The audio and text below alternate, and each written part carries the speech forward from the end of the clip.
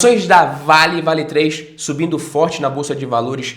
Hoje, 5,7%, chegaram a bater ali 5,79% de alta, ganhou quase 15 bilhões em valor de mercado.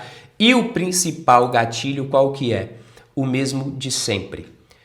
China, mudança de política monetária na China. Vamos entender exatamente o que é isso aqui. Será que a gente vai ter também Selic acima de 12% ao ano? Ainda esse ano aqui no Brasil. Então, para aqueles que estavam dizendo que esse ano o Botafogo não ganhava nada e que a Selic não passava de 12%, essa galera aprendeu que não se deve tratar a Bolsa de Valores como o site de aposta esportiva, apesar de muitas vezes se parecerem.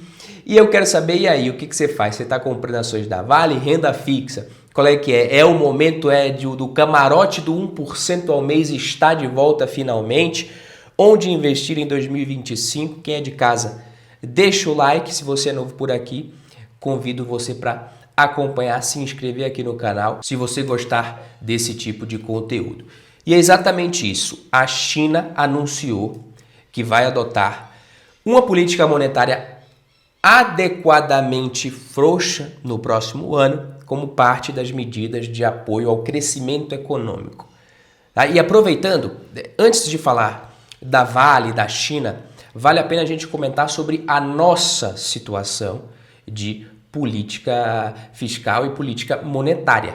A economia brasileira, vive, para variar, um cenário de muitas incertezas, e você tem isso refletido nas últimas projeções do relatório do Boletim Focus do Banco Central. A Bolsa de Valores até sobe hoje, a Vale está puxando também boa parte dessa alta, mas a expectativa, quando você olha aqui para o relatório do Boletim Focus, o que a gente vê? A expectativa de Selic para esse ano para 12%. Inflação para 2025, qual que é a expectativa? 4,59%. A inflação esse ano, 4,85%. Então, o cenário não é muito bom por conta do nosso fiscal, que está meio que descontrolado. Mas essa incerteza é o seguinte, para quem está meio que caindo de paraquedas entender. Primeiro que a taxa Selic, que já está em 11,25% ao ano agora, já tem projeção para fechar 2024 em 12% ou mais e 2025, como a gente viu aqui, em 13,5%. Em outras palavras, o que vai acontecer? O que está acontecendo e vai continuar acontecendo? O custo do dinheiro subindo, isso torna mais caro financiar empresas, consumir bens a prazo, é como se aumentar o peso de uma carreta em movimento. Mas na carreta em movimento ali que está meio que até embalada, não está na descida, obviamente, está numa reta ali no plano ou até mesmo na subida, você vai aumentando o peso. Ela está no embalo, a velocidade tende a não diminuir imediatamente, mas ela não vai aguentar seguir na mesma velocidade com aquele peso. O mesmo vale para a nossa economia. Então, além disso, você tem a inflação, que é um fantasma que a gente vive assombrando, vira e mexe. Para 2024, a galera espera que feche ali acima do teto da meta, em 4,84%, como a gente viu. O dólar segue a mesma tendência de sempre. Que tendência que é essa? Imprevisível em prazos curtos, menores e se valorizando frente ao real em períodos mais longos. Essa é a tendência do dólar, já faz mais de uns 30 anos que é isso, em relação ao real, desde que o real existe, na verdade. E aí isso impacta tudo, desde o preço do pãozinho que você come no café da manhã, se você não é dos que come pãozinho, você come só ovo, impacta também ovo cozido, sem a gema, não interessa, tudo impacta. O custo das empresas também é impactado. No meio disso tudo, investidores procuram alternativas para colocar o dinheiro dele, renda fixa, especialmente nesse juro absurdo. Isso diminui o apetite dos investidores ali para ativos mais arriscados. Você vê, a inflação, a expectativa é essa aí. Eu tenho um título para 2027 oferecendo 14,75%. O que eu vou fazer? Como é que eu vou explicar para minha avó que eu vou arriscar o meu dinheiro num cenário desse? Ela vai me deserdar, vai falar, meu neto, você é muito burro. Então acontece isso, e todo mundo espera já uma alta da Selic, já esperava, Até semana passada, a aposta dominante já era de que o Copom acelerasse o aperto. Só que o ajuste esperado era de 0,75 ponto percentual. Isso aí elevaria a Selic para 12% ao ano, como a gente viu aqui no Boletim Focus. Só que o Boletim Focus é meio que o Boletim Focus. Quando você vai aqui para a opção de Copom, você já vê que desde o final de novembro ali, isso já vem subindo a expectativa de uma alta da Selic de 1 ponto percentual. E nesse caso, ela pularia aqui para 12,25% já em dezembro. Essa semana, para ser mais preciso. Em mais de 60% do mercado acreditando, inclusive, mais de 50%, me perdoe, acreditando inclusive nessa alta de 1%. Então os contratos mais negociados colocam os juros em 12,25% ao ano, já aqui na reunião dos dias 10 e 11 de dezembro de 2024. Então esses contratos são justamente os que permitem a negociação da variação da taxa que é definida na reunião do Copom. O Itaú BBA também acredita que a Selic deve chegar aos 12,25% dessa semana e aposta ainda na inclusão ali de um guidance para mais um ajuste dessa mesma magnitude na primeira reunião de 2025, marcada ali para 28 e 29 de janeiro, ou seja, a Selic poderia bater ali já seus 13,25% em janeiro de 2025. E é aquela loucura, quase que toda semana está rolando suspensão na negociação de títulos públicos federais aqui no Brasil. O negócio está feio, com esse foco apontando para uma Selic de 12% esse ano ainda ou mais. Como eu falei, já teve prefixado que chegou a negociar 14,75% ao ano para 2027. Então o mercado precificando uma desaceleração, um declínio da economia no próximo ano, nos próximos anos. Caixa é rei, então tem a renda fixa pós-fixada, tem a reserva de oportunidade.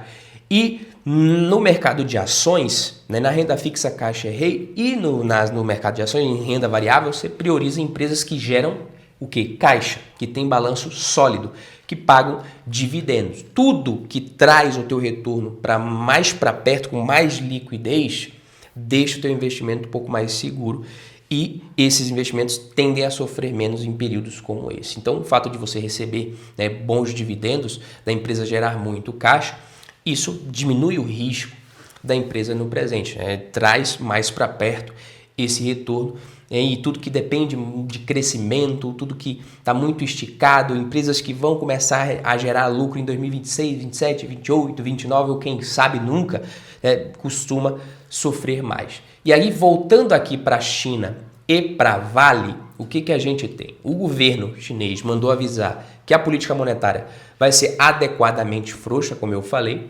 Isso significa ter também uma política fiscal mais anticíclica, tudo mais expansionista. A China deve aumentar bem o consumo, incentivar o aumento da demanda em todos os setores. Então, resumindo, o que eles falaram é: vamos manter essa bola de ferro girando, não importa o que aconteça. Esse ano o governo chinês já deu várias declarações prometendo incentivos à economia, não é a primeira, nem a segunda, nem a terceira, nem a quarta vez, só que agora o tom ele é um pouquinho mais forte.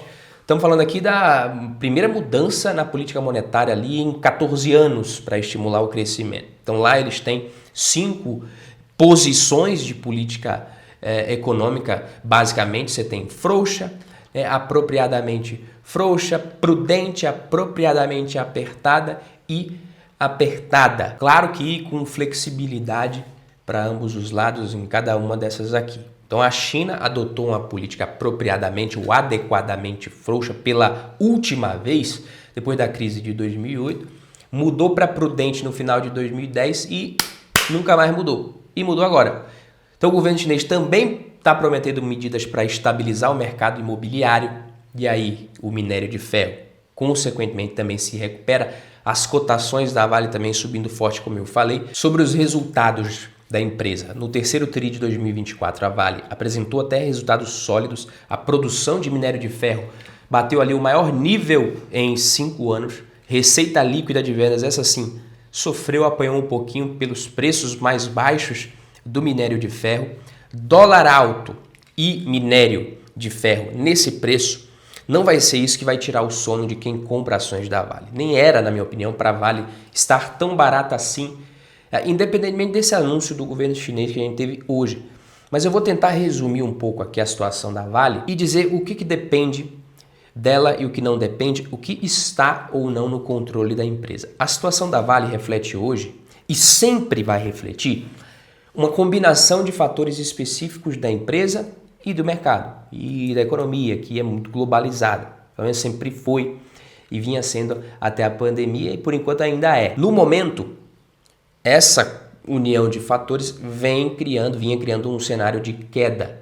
Mas quando as ações da Vale estão em alta, é da mesma forma. É uma conjunção ali de fatores internos e externos. Então nem tudo está no controle da empresa. Então você tem um movimento de aluguel de ações. Eu nem ia falar disso, mas aconteceu no final de novembro, o aluguel das ações da Vale aumentou ali 40% em apenas 24 horas. Isso sugere uma aposta alta na queda das ações. Então esse movimento de short selling, que é como eles chamam, acontece quando os investidores acreditam que o preço da ação vai cair, aí eles apostam nisso e as ações caem no curto prazo, no curtíssimo prazo. Geralmente é assim. Se eles estiverem errados, até que corrige depois, mas é meio que uma profecia autorrealizável no curtíssimo prazo se você tem muito volume. Está no controle da empresa? Não. E até uma possível venda de parte das ações ali da Vale, que detidas pela Cosan que detém quase 5% da Vale, essa discussão tem ganhado força no mercado. Então essa pressão vendedora por conta dessa possibilidade, isso pode estar por trás também do aumento do aluguel das ações, mas enfim, não está no controle da Vale, é rumor, boato, não é fato ainda. Às vezes as ações sobem no boato e caem no fato, quando o boato é bom, positivo, mas quando o boato é ruim pode ser que ela caia no boato e suba no fato, que é o que está acontecendo também. Mas assim, segunda coisa, fatores macroeconômicos. Apesar do dólar elevado e da recuperação do preço do minério que a gente viu, a Vale continua em queda até hoje, quando está subindo, obviamente. Isso até é meio que contra a lógica, mas também não está no controle da empresa. Você tem as incertezas da China, então o preço do minério de ferro altamente dependente da demanda chinesa, enfrenta pressões e dúvidas ali sobre a efetividade dessas medidas de estímulo econômico que vêm sendo anunciadas. A percepção é de que a demanda pela commodity nos próximos anos, ela pode ser sim muito limitada ainda. E isso bate na cotação da Vale. Está no controle dela? Não. Problemas internos da Vale, que a gente tinha, a sucessão na liderança da empresa, acordos de indenização relacionados a Mariana, isso foi resolvido de forma parcialmente satisfatória. Isso tira o peso das ações, está no controle da Vale? Sim, está, foi resolvido. Tem as expectativas também pelo Vale Day, rolou no dia 3 de dezembro, então a empresa apresentou ali projeções mais conservadoras, digamos assim, para os próximos anos. Isso acabou frustrando um pouco ali alguns analistas que esperavam projeções mais otimistas sobre o desempenho futuro da empresa, e isto contribuiu para algumas revisões negativas. O Goldman Sachs reduziu o preço-alvo das ações, mas também não está no controle da empresa, é o que o mercado interpreta sobre o dia do investidor dela. A Vale veio com um discurso mais voltado até para entregar o que o cliente precisa, não focar tanto ali em vender minério de altíssima qualidade, porque commodity é isso. A Vale, ela vende minério, então não tem como a Vale falar, olha, o minério de 2025 vai vir aí com câmera 3D, câmera X, processador Y, para convencer as pessoas a pagarem R$10.000 em 170 gramas, que nem a Apple faz. Não tem como. Então, se o mercado disser que ela vai vender a $100 a tonelada, é isso mesmo que vai ser. Se vai ser 110, vai ser 110. Se vai ser 90, se o mercado disser que é 90, vai ser 90. Então, por isso que as perspectivas atuais para a Vale indicam o quê? A empresa vai ter que continuar focando em eficiência e sustentabilidade. Eficiência é isso aqui, ó. É você ter margens altas. A empresa é uma empresa que tem boas margens, mas ela precisa ser cada vez mais eficiente para que um minério de ferro mais barato permita que ela continue gerando caixa e pagando dividendos. A Vale hoje é uma empresa que tem boas margens, boa rentabilidade, não é uma empresa extremamente alavancada, muito pelo contrário. Então, tá redondinha aqui, o que está no controle dela, ela está fazendo, pagando bons dividendos, não está tão esticada, é legal, é uma empresa bacana. O minério de ferro vai continuar ditando o rumo das cotações. Então, com os preços do minério de ferro nos patamares atuais, a Vale segue com sólida capacidade de geração de caixa, como eu falei, e a expectativa é de que ela continue distribuindo dividendos atrativos para os seus acionistas e mantendo-se ali entre as principais geradoras de valor da Bolsa de Valores, tá? Mas sim, a economia chinesa, como eu falei, é a principal consumidora global de minério de ferro, está enfrentando uma desaceleração significativa. O governo está recorrendo com esses pacotes de estímulos econômicos, está com destaque para essa promessa agora de uma política monetária moderadamente, adequadamente frouxa e uma política fiscal mais proativa. Então, isso visa facilitar crédito e incentivar a compra de imóveis, que é um setor crucial para a economia chinesa, mas pode ser que não faça milagre, tá? Em 2024, já tivemos várias iniciativas do governo chinês para tentar fazer isso, ali estimular o consumo e serviços.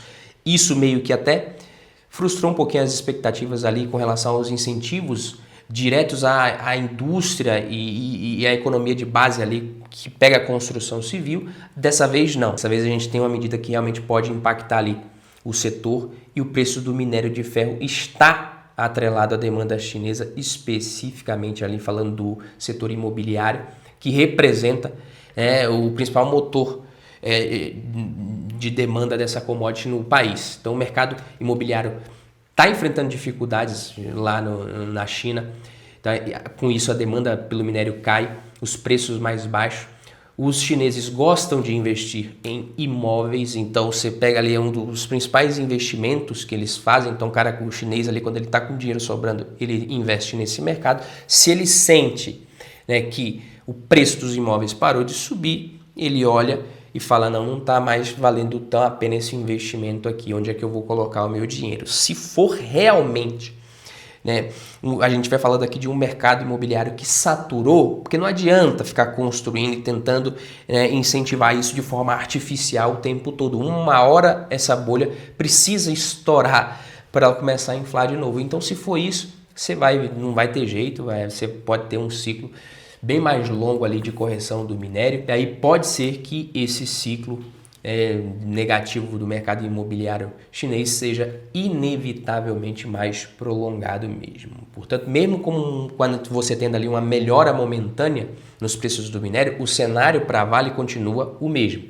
Prepare o estômago, só entra quem aguenta. E se você quer saber mais informações sobre a Vale, sobre as melhores ações da Bolsa de Valores, os melhores investimentos de renda fixa, fundos imobiliários, e conteúdos diários para você, com relatórios das melhores ações, convido você a conhecer a URM, a comunidade para quem quer ser um rico a mais no mundo. Clica aqui no primeiro link na descrição, no comentário fixado também. E antes de ir embora, deixa a sua opinião aqui. Você acha que a Selic vai fechar 2024 em 12 ou 12,25% ao ano? Um abraço, até o próximo vídeo.